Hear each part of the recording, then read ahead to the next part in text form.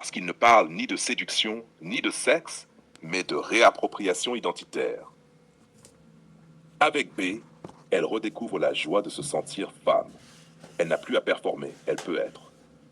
Avec B, elle ne joue plus un rôle. Elle ne se surveille pas, elle ne se corrige pas, elle ne s'adapte pas en permanence. Elle habite son corps au lieu de le gérer. C'est là que la féminité renaît, quand elle cesse d'être un effort. 2. Son corps redevient un lieu sûr. Avant, son corps était parfois un outil, une monnaie relationnelle, un territoire contrôlé. Avec B, elle se détend, elle ralentit, elle ressent. Elle se sent accueillie, pas évaluée. Et une femme ne se sent pleinement femme que là où son corps peut exister sans défense. Elle retrouve la douceur sans faiblesse. Avec B, elle peut être sensible sans être fragile, être douce sans se diminuer, être ouverte sans se perdre. Sa féminité n'est plus une concession, elle devient une force tranquille. 4. Elle ressent à nouveau le désir comme une énergie vitale. Ce n'est pas un désir provoqué ou sollicité, c'est un désir qui émerge naturellement.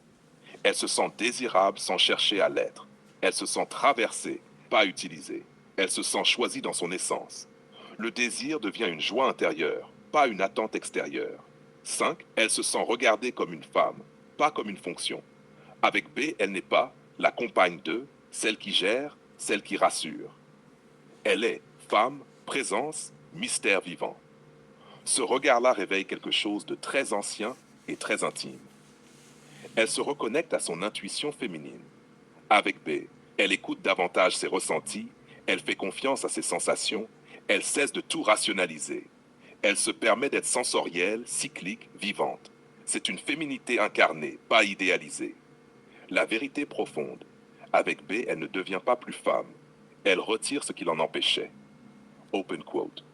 Elle redécouvre la joie simple et puissante d'être une femme qui se sent juste, désirante, vivante et entière. Close quote.